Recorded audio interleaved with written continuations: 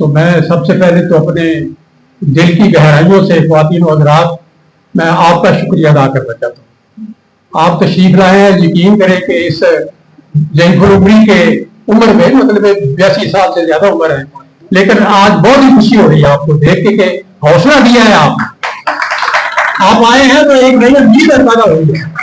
آپ تشریف لائے ہیں تو دل چاہتا ہے کہ جاگو تحریک کا کام اور بھی زور و شور سے کیا جائے, اور یہ کام ہم 5 سال سے کر رہے ہیں اور کسی سے نہ ووٹ مانگتے ہیں نہ نوٹ مانگتے ہیں. ہم کسی کوئی سیاسی ایجنڈا نہیں ہے, ہمارے دوستوں نے کوئی الیکشن نہیں لڑنا, لیکن اس کے باوجود آپ دیکھیں کہ وہ دن رات جو ہے وہ ان سے نیت سے کام کر رہے ہیں. تو میں آپ تمام دوستوں کو, اور میری بہنیں ہیں, میری بیٹیاں ہیں, میں سوائے میری بیگم کے کشور قیوم نظامی اور میری بیٹی آتفا موزم کے, میں اس لیے وضاحت کر دی کیونکہ ایک دفعہ ایک مولوی صاحب نے جوش خطابت میں کہہ دیا میری بہنوں, تو ان کی بیگم بھی بیٹھی ہوئی تھی. ایک اور دوسرے مولوی نے فتویٰ لگا دیا تیرا نکاح ٹوٹ گیا ہے, آپ نے کہا دوبارہ پڑھاؤ. تو اس لیے میں نے کہا میں وضاحت کر دوں. میں آپ کا یقین کریں کہ اس عمر میں کوشش کر رہے ہیں ہم بے لوث. یہ پاکستان سے پیار کرنے والے لوگ ہیں, یہ عوام سے پیار کرنے والے لوگ ہیں. یہ کیوں نظام کی مخالفت کرتے ہیں؟ ہم کیوں یہ کہتے ہیں کہ نظام کو بدل ڈالو؟ کیونکہ نظام یہ ہم نے آزما لیا ہے گزشتہ 78 سال. اس نے عوامی لیڈروں کو شہید کر دیا ہوا ہے. اس نظام نے لوگوں کو جاہل کر دیا ہے, ملک کو غریب کر دیا ہے, مقروض کر دیا ہے. ان کے پاس 2 وقت کی روٹی نہیں ہے. 12 کروڑ لوگ جو ہیں وہ خطے غربت کے نیچے رہ کے گزارا کر رہے ہیں. میرے بھائیوں, میرے دوستوں, میرے بزرگوں, میری بہنوں, آپ خدا کے واسطے یہ سوچو کہ یہ جو نظام, یہ میرا نظام بھی نہیں ہے, یہ آپ کا نظام نہیں ہے, یہ مزدور کا نظام نہیں ہے, یہ کسان کا نظام نہیں ہے, یہ میرے کشوں کا نظام نہیں ہے, یہ انگریزوں کا نظام ہے. یہ انگریزوں کا نظام ہے جو گزشتہ 76 سالوں سے میری مرضی کی, آپ کی مرضی کے خلاف چلایا جا رہا ہے. کیا آپ اپنے ایمان سے یہ کہیں کہ آپ انگریزوں کے اس نظام کو تسلیم کرتے ہیں یا نہیں کرتے؟ نہیں کرتے تو ہاتھ کھڑا کر کے یہ کہہ دیں کہ آپ انگریزوں کے نظام کو نہیں مانتے, ہم اپنا نظام چلانا چاہتے. اور اس کانفرنس کے لیے کچھ دوستوں نے کچھ کوشش کی ہے, دیکھیں کامیاب ہے کہ کرسیاں کم پڑ گئی, لوگ زیادہ. تو میں شکریہ بھی ادا کرنا اپنا فرض سمجھتا ہوں. ایک ہمارے مرکزی صدر ہیں, تصویر آپ دیکھ رہے ظفر سراج صاحب پشاور میں ہیں, ان کی نواسی کی شادی تھی, انہوں نے معذرت کی, آپ کو سلام بھیجا ہے. وہ دن رات وہاں پر بیٹھ کے وہ جاگو تحریک کے گیت گاتے رہتے ہیں اور کام کرتے رہتے ہیں اس عمر میں. اس کے علاوہ ارشد اکبر ہیں جو ہمارے خیبر پختونخوا کے صدر ہیں, عبدالرحمان ہاشمی سندھ کے صدر ہیں, اور اس کے علاوہ جو میرے دوست آج یہاں پر بہت کم بولے ہیں جنگو تحریک کے, ان میں ڈاکٹر امجد Ali Khan secretary general, doctor محمد صادق فنان سیکرٹری مرکزی, توقیر صادق یہ مرکزی کوآرڈینیٹر, میاں اشرف قادری مرکزی ڈپٹی سیکرٹری اطلاعات, اور زبیر شیخ جو اپنے دفتر کو سیکریٹریٹ بنائے جنگو تحریک کا, پنجاب کے صدر ہیں جنگو تحریک کے. مقصود حسین خان جو کام بہت کرتے ہیں مگر سامنے آ کے تقریر نہیں کرتے. اکثر میں کہتا ہوں تقریر بھی آپ کریں, وہ جنرل سیکرٹری پنجاب ہیں. تنویر اظہر قریشی جو اسٹیٹ سیکرٹری تھے وہ آپ نے دیکھ لیے. نادر علی شاہ سیکرٹری اطلاعات پنجاب, اور وقار کھوکھر جن کی آپ نے تقریر سنی ہے, یہ بہت اچھا کام کر رہے ہیں, رول ماڈل بنا رہے ہیں. اور واجد حسین شاہ جو میرے سیاسی جدوجہد کے ساتھی ہیں, ادھر بیٹھے ہیں. اور میں کس کس کا نام لوں, یہ امبیسڈر معظم سلطان, یہاں ہمیں کچھ امبیسڈر بنائے ہوئے ہیں. یہاں امبیسڈر ہیں ہمارے یہ ریحانہ شبیر ہیں, اور بھی ہمارے جہاں آزادی مشیر ہیں, یہ ہماری چمن افتخار ہے جو امبیسڈر ہے یہاں تشریف رکھتی ہیں. آزادی مشیر ہے جو یہاں پر تشریف رکھتے ہیں, ان کا شکریہ ادا کرتا ہوں. اور یہ اسٹوڈنٹس ونگ پنجاب کے ابن سری اور اس کے دوست یہاں پر بیٹھے ہیں جنہوں نے کوشش کی ہے کہ آج کی کانفرنس کامیاب ہو. یہ اسٹوڈنٹ ونگ کے صدر ہیں ہمارے, ان کا میں, اور جو ہمارے الائڈ پارٹیز کے ہیں جن کے نام پکارے گئے, جن کو ویلکم کیا گیا, ان کو میں شکریہ ادا کرتا ہوں کہ وہ تشریف لائے ہیں. تو آج یہ کانفرنس کامیاب ہوئی ہے. اس کے علاوہ تو میرا خیال ہے اگر کوئی نام رہ گیا تو میں معافی چاہتا ہوں. سید محفوظ کتب, دیکھیں 90 سال سے زیادہ, 95 سال کی عمر ہے. سید محفوظ کے لیے تالیاں ہونی چاہیے.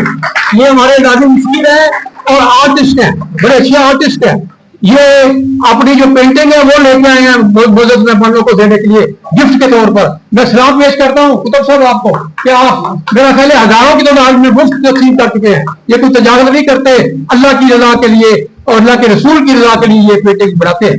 اب میں آتا ہوں میں آج کے موضوع پہ کہ یہ ہم کیوں کہتے ہیں کہ نظام کو بدل ڈالو. ہم اس لیے کہتے ہیں کہ ہم نے اس نظام کو دیکھ لیا, ہم نے اس کو سہ لیا ہے, ہم نے تاریخ کے آئینے میں دیکھا ہے اس کو. یہ اب 1947 نہیں ہے کہ ہم اس کے نظام کو ویلکم کریں. میرا کام آسان کر دیا ہارون خواجہ صاحب نے. آپ اندازہ کریں کہ یہاں پر جو انگریز حکمران تھے 4-5 ہزار, جب وہ تقسیم ہو گیا ہندوستان تو واپس گئے تو ان کو جبری ریٹائر کر دیا. انہوں نے کہا ہم تو دیار غیر میں خدمت کرتے رہے ہیں, ہمیں انعام کرام دو, پروموشن دو.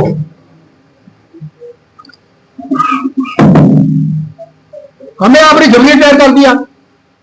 تو وہ اس وقت کی حکومت نے کہا کہ ہم اس لیے جبری ریٹائر کر رہے ہیں کہ تم وہاں پر حکمران تھے, حکمرانی کرتے تھے. ہمارے ملک برطانیہ میں حکمرانی نہیں ہے, یہاں سروس ہے, یہاں عوام کی خدمت ہے. تو اس بات سے آپ جان لیں کہ یہ جو نظام چلایا جا رہا ہے یہ حکمرانی کا نظام ہے, غلام بنانے کا, محکوم بنانے کا, یہ ڈیوائڈ کرنے کا, ڈیوائڈ اینڈ رول. آپ دیکھیں یہ نظام سے آپ بتائیں خدا کو گواہ بنا کر کہ کیا یہ نظام ہمیں جوڑ رہا ہے یا تقسیم کر رہا ہے؟ یہ ڈیوائڈ اینڈ رول ہے. خدا کی قسم یہ قوم جو ہے قوم نہیں رہی. قائد اعظم نے ایک قوم بنائی تھی, آج وہ ہجوم بن چکی ہے. اس لیے کہ ہم ڈیوائڈ ہو چکے ہیں مختلف حوالوں سے. ٹائم کیونکہ تھوڑا ہے اس لیے میں بات بھی ذرا مختصر کر رہا ہوں. اور اسی طرح انگریزوں نے جیسے بتایا ہارون خواجہ صاحب نے کہ پولیس بنائی, بیوروکریسی بنائی, عدالتیں بنائی, وہ عوامی خدمت کے لیے نہیں, اپنی حکومت کو قائم رکھنے کے لیے. اور قانون کی اصل روح جو ہے وہ انصاف کے لیے نہیں تھی بلکہ اطاعت کے لیے تھی. قانون کو نافذ کرتے ہیں, انصاف نہیں دیتے, کہتے ہیں اطاعت کرو ورنہ قانون لاگو ہو جائے گا.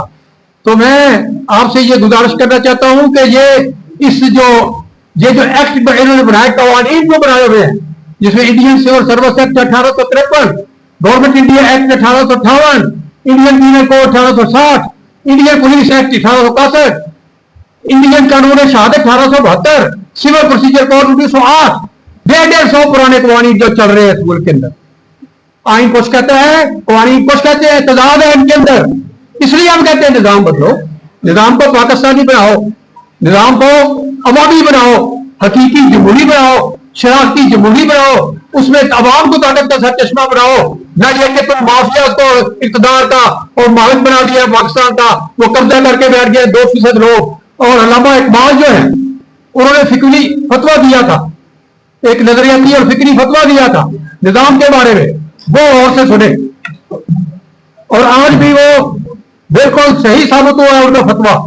کیا کہا تھا انہوں نے کہا تھا کہ دیکھو میرے بھائیوں, میری بات غور سے سن لو کہ اگر کسی ریاست اور حکومت کا کوئی نظام ظالمانہ ہے, جابرانہ ہے, استحصالی ہے, سرمایہ درانا ہے یا جگیر درانا ہے, تو جب تک آپ اس نظام کو نہیں بدلو گے, اس نظام کے نیچے رہتے ہوئے آپ جتنی مرضی کالم لکھ لو, آرٹیکل لکھ لو, کانفرنسیں کر لو, شاعری کر لو, حدیث سنا لو, قرآن کی آیتیں سنا لو, آپ کا فرد اور سماج نہیں بدل سکتا اس وقت تک جب تک آپ اس نظام کو نہیں بدلتے. کیونکہ جو انسان ہوتا ہے وہ قانون اور نظام کا عکس ہوتا ہے, جس قسم کا نظام اس قسم کا سماج.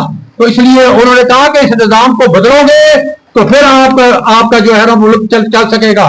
2 اشعار علامہ اقبال کے جو انہوں نے سند کے طور پر پیش کرتا ہوں کہ تدبر کی فسوقاری سے محکم ہو نہیں سکتا. تدبر کی فسوقاری ایک جو بحث کی جادوگری, تدبر کی فسوقاری سے محکم ہو نہیں سکتا جہاں میں جس تمدن کی بنا سرمایہ داری ہے. اگر آپ کی تہذیب و تمدن کی بنیاد سرمایہ داری اور جگیرداری ہے تو آپ جو ہے اپنی ریاست کو مضبوط نہیں بنا سکتے, نہ عوام کو مضبوط بنا سکتے ہیں. اسی طرح ایک اور شعر فارسی کا ہے لیکن بڑا کلیئر ہے, سب سمجھیں گے آپ. تاتے حوالہ نہ گردہ دی نظام, جب تک اس نظام کو حوالہ نہ کر دیا جائے. علامہ اقبال کہہ رہے ہیں تاتے حوالہ نہ گردہ دی نظام, دانش و تہذیب و دین سودائے خام. تو آپ دین کی باتیں کریں, عقل مندی کی باتیں کر لیں, تہذیب و تمدن کی باتیں کریں, وہ خام خیالی ہے. جب تک آپ نظام نہیں بدلو گے آپ آگے نہیں چل سکتے. آپ کا ملک آپ دیکھیں قرضے کتنے بڑھ رہے ہیں, جہالت بڑھ رہی ہے, یہاں پر ہر قسم کی بیماریاں ہیں, صاف پانی لوگوں کو نہیں ملتا, گھر نہیں ملتا, پریشان ہے لوگ, رات تو چین کی نیند نہیں سو سکتے. یہ نظام نے یہ دیا ہے ہمیں, ہم اس نظام کو نہیں مانتے. کیونکہ یہ ہمارا نظام نہیں ہے، اس میں ہماری نمائندگی نہیں ہے، یہ برطانیہ کا نیا نظام ہے، یہ انگریزوں کا بنایا نظام ہے۔ ہمیں اس نظام کے ہمیں اس نظام کے ہمیں اس نظام کے اب میں بہت شکریہ مجھ سے کر رہا ہوں، ریاست خاندانوں کے لیے نہیں عوام کے لیے کام کرے، اختیارات نچلی سطح پر منتقل ہوں، ریاستی ادارے غیر سیاسی اور قانون کے تابع ہوں، تمام ریاستی ادارے جو ہے برابر ہونے چاہیے، یہ نہیں ہے کہ ایک ادارہ اونچے ہے اور دوسرا نیچے، وہ کام نہیں چل نظام نہیں چل سکتا، ملک آپ کا چل سکتا، متوازن ادارے۔ اور آج اداروں کی ساخت کردار اور جواب دہی کے اصول بدلنے کی ضرورت ہے، پولیس اور بیوروکریسی کو سیاسی بداخلت سے آزاد کرنے کی ضرورت ہے، فوری اور سستے انصاف و مبنی عدالتی نظام کی ضرورت ہے، بلدیاتی انتخابات اور مقامی حکومتوں کا آئینی شیڈول دینے کی ضرورت ہے۔ آج آئین کے آرٹیکل 37 اور 36 پر اس کی روح کے مطابق عمل کرنے کی ضرورت ہے۔ وہ دو آرٹیکل ہے جو بنیادی حقوق دیتے ہیں انسانوں کو، وہ دو آرٹیکل انہوں نے پابند کیے ہوئے ہیں، ان کو غصب کیا ہوا ہے، ان پہ قبضہ کیا، ان کو کھولتے نہیں ہے، کیونکہ لوگوں کو ویلفیئر اسٹیٹ ملے گی اگر ان پہ عمل کیا جائے۔ میں جیسے کہتا ہوں کہ انگریز کا نظام اجازت نہیں دیتا کہ آئین کے اوپر عمل درآمد کیا جاتا۔ آپ بات میری سمجھ رہے ہیں دوستوں، سارے قوانین جو انگریز بنا کے چھوڑ گئے ہیں وہ اجازت نہیں دیتا کہ آئین پہ عمل درآمد کریں۔ ایک تضاد ہے انگریز کے نظام میں اور پاکستان کے آئین میں، ایک پڑھ کے دیکھ لیں۔ تو اس لیے میں آپ سے یہ گزارش کرتا ہوں کہ خدا کے واسطے ایک ایسا شفاف یکساں احتساب ہونا چاہیے۔ خواجہ صاحب، شفاف و کرا احتساب، انتقام نہیں، تعلیم ہونی چاہیے، ساتھ تربیت اور ہنرمندی۔ کوئی میٹرک پاس ہے تو اس کو ساتھ ہنر سکھانا چاہیے، پھر سرٹیفکیٹ دینا چاہیے۔ اس کے بعد آپ دیکھیں کہ اب اسی طرح قائد اعظم جو تھے جنہوں نے پاکستان بنایا، آخری میں بیمار تھے، وہ ڈاکٹر نے منع کیا کہ آپ کراچی نہیں جا سکتے زیارت سے، تو انہوں نے کہا کہ اسٹیٹ بینک آف پاکستان کا افتتاح ہونا ہے، میں نے وہاں جانا ہے، اکنامک ویو دینا ہے، اکنامک پالیسی میری ہے۔ تو وہ انگریزی کی کوٹیشن ہے، میں انگریزی میں نہیں سناتا، ترجمہ کر دیتا ہوں۔ قائد اعظم نے اپنی تقریر میں کہا کہ دیکھو اس وقت دنیا میں دو نظام ہے، کمیونزم ہے، کیپٹلزم، سرمایہ دارانہ نظام۔ انہوں نے کہا کہ یہ دونوں پاکستان کے عوام کو خوشحال نہیں کر سکتے، ترقی نہیں دے سکتے، ہم نے اپنے نظام کو بنانا ہے، اپنا نظام پاکستانی بنانا ہے، اسلام کے سنہری اصولوں کے مطابق بنانا ہے، اور دو بنیادیں ہونی چاہیے، سماجی انصاف، مساوی مواقع۔ میں آپ پہ چھوڑتا ہوں کہ آپ خدا کے واسطے سوچیں موجودہ نظام کیا سوشل جسٹس دے رہا ہے؟ نہیں دے رہا۔ کیا یہ مساوی مواقع دے رہا ہے؟ نہیں دے رہا، کیونکہ 12 کروڑ عوام جو ہے وہ غربت سے نیچے ہے، 4-5 کروڑ جو لوگ بچے ہیں وہ اسکولوں سے باہر ہیں۔ اس کا مطلب یہ نظام جو ہے یہ رکاوٹ ہے ترقی میں، یہ نہیں ہمیں ہمارا حق نہیں دے سکتا۔ تو اس لیے قائد اعظم نے کہا کہ ہم اپنا نظام آپ اپنا بنائیں گے تو پھر ہی ترقی کریں گے۔ اور آج دیکھیں کہ اس نظام کی وجہ سے کتنا لہو بہ چکا ہے، سارے پاکستان میں لہو بہ رہا ہے، خیبر سے کماڑی تک۔ اور اس کی یہ جو آہ تھی ملک کی، یہ جو خون تھا ملک کا، اس کو شاعر محسوس کرتا ہے، یہاں ابھی آپ نے نظم سنائی زبیر صاحب اور ہمارے دوسرے شاعر محسوس کرتا ہے۔ تو فیض احمد فیض نے اس کو محسوس کیا اور ایک نوحہ لکھا، اس کے چند اشعار میں سناتا ہوں تاکہ اشعار کی زبانی آپ تک پیغام پہنچے، جاگو تحریک کا کہ کیا پیغام ہے۔ وہ فیض احمد فیض کہتے ہیں کہ تجھ کو کتنوں کا لہو چاہیے ہے ارض وطن، تجھ کو کتنوں کا لہو چاہیے ہے ارض وطن، جو تیرے عرض بے رنگ کو گلنار کرے، اور کتنی آہوں سے کلیجہ تیرا ٹھنڈا ہوگا۔ یہ نظام کو اٹیک کر رہے ہیں، انگریزوں کے نظام کو پکار رہے ہیں، للکار رہے ہیں فیض احمد فیض۔ کتنی آہوں سے کلیجہ تیرا ٹھنڈا ہوگا، کتنے آنسو تیرے صحراؤں کو گلزار کریں، تیرے ایوانوں میں پرزے ہوئے پیمات کتنے، اور کتنے تیرے ایوانوں میں پرزے ہوئے پیمات کتنے۔ یہ پارلیمنٹیں وعدہ کر کے جاتی ہیں، وعدے پورے نہیں کرتے۔ وہ کہہ رہے ہیں کتنے وعدے جو نا آسودہ قرار ہوئے، اور خواب کتنے تیری شاہراہوں پہ سنگسار ہوئے۔ ہم جو خواب دیکھتے ہیں کہ یہ حکومت آئے گی، مقدر بدلے گی، وہ خواب ہی سنسار چوکوں پہ کر دیتے ہیں۔ اور ہم تو مجبور وفا ہیں مگر ہے جانے جہاں، پاکستان کو کہتے ہیں ہم تو مجبور وفا ہیں مگر ہے جانے جہاں۔ اپنے اس شاخ سے ایسے بھی کوئی کرتا ہے، تیری محفل کو خدا رکھے اب تک قائم، हम तो मेहमान हैं, घड़ी भर के हमारा क्या है। और आखिर में मैं वो और भी छोड़ रहा हूं क्योंकि आपसे दिली मोहब्बत है, मुझे मेरी थकावट मुझे बता रही है कि आप भी थक चुके हैं, तो मैं इसको मुखसर कर रहा हूं। अब आज हम यहां किसी सियासी नारे या वक्ती तहरीक के लिए जमा नहीं हुए, हम यहां एक तारीखी फैसले के दहाने पर खड़े हैं। हमने फैसला करना है कि क्या हम इसी पुराने निजाम के गुलाम बने रहेंगे या एक नए पाकिस्तान का मेमार बनेंगे। हम एक नए पाकिस्तान के मेमार बनेंगे इंशाअल्लाह। मैं आखिर में अपील करता हूं इस सोनी धरती के नौजवानों से, पाकिस्तान के नौजवानों से दर्दमंदाना अपील करता हूं कि वो अदारा जाती इस्लाहात का मतलब है कि जो अदारे हैं उनमें इस्लाहात करो, पुलिस में इस्लाहात करो, ब्यूरोक्रेसी में इस्लाहात करो, अदलिया में इस्लाहात करो, सियासी निजाम में इस्लाहात करो, माशी निजाम में इस्लाहात करो, आर्मी एक्ट में इस्लाहात करो, सारी इस्लाहात करो जो अंग्रेजों ने बनाई हुई है उनको अनडू करो, खत्म करो।